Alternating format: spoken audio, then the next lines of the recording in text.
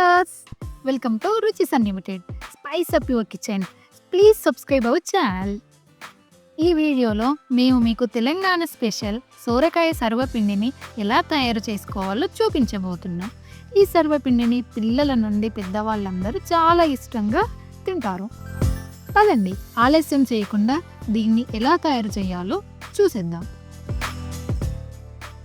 ముందుగా సర్వపిండిని చేసుకోవడానికి పిండిని తయారు చేసుకుందాం.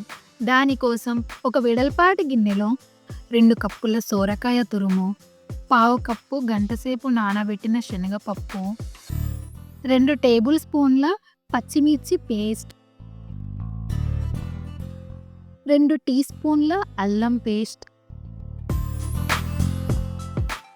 1/2 కప్పు వేయించుకున్న పల్లీలు, 2 టేబుల్ స్పూన్ల నువ్వులు, 1/2 కప్పు కరివేపాకు, 1/2 కప్పు కొత్తిమీర, చిన్నగా కట్ చేసిన 2 మీడియం సైజు ఉల్లిపాయలు, 1 టీ స్పూన్ జీలకర్ర, 1 టేబుల్ స్పూన్ ధనియాలు, రుచికి సరిపడా ఉప్పు వేసి అన్ని ఇంగ్రీడియంట్స్ కలిసేలాగా బాగా కలపండి.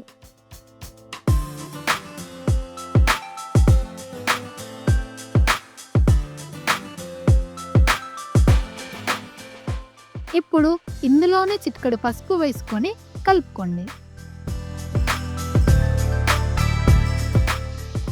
మొత్తం బాగా కలిసిన తర్వాత 3 కప్పుల బియ్యం పిండిని వేసుకొని చపాతీ పిండిలాగా కలుపుకోండి.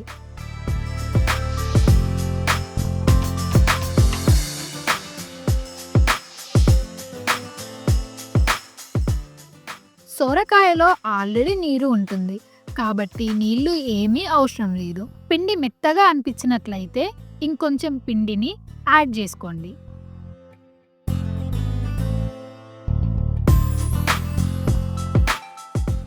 పిండి గట్టి పడే వరకు ఇలా బాగా కలిపి ముద్దలు చేసి పక్కకు పెట్టుకోండి.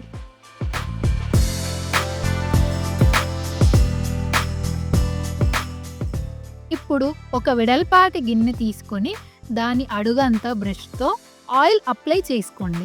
ఆయిల్ తక్కువగా వేసుకుంటే సర్వపిండి గిన్నెకి అతుక్కుపోతుంది కాబట్టి కొంచెం గిన్నెకి బాగా పట్టేలాగా అప్లై చేయండి. ఇప్పుడు మనం తయారు చేసుకున్న పిండి ముద్దను తీసుకొని ఆయిల్ అప్లై చేసుకున్న గిన్నెలో పెట్టి ఇలా మధ్యలో నుండి గిన్నె చుట్టూ ఈవెన్గా స్ప్రెడ్ అయ్యేలా ప్రెస్ చేయండి. సర్వపిండిని ఎప్పుడైనా ఇలాంటి అల్యూమినియం గిన్నెలోనే చేసుకోవాలి, ఎందుకంటే సర్వపిండి గిన్నెకి అతుక్కోకుండా వస్తుంది. ఇప్పుడు అక్కడక్కడ ఇలా హోల్స్ పెట్టి అందులో ఆయిల్ వేయండి.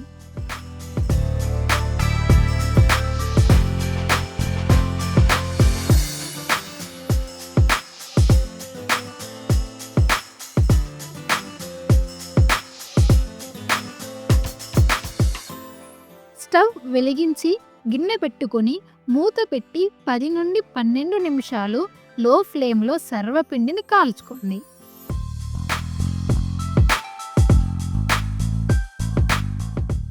పన్నెండు నిమిషాలు అయిన తర్వాత మూత తీసి ప్లేట్లోకి ట్రాన్స్ఫర్ చేసుకోండి.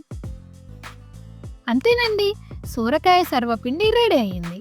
దీన్ని పల్లి చట్నీతో కానీ టమాటో చట్నీతో కానీ లేదా ఇలా ఊరికే తిన్నా టేస్ట్ మాత్రం చాలా బాగుంటుంది.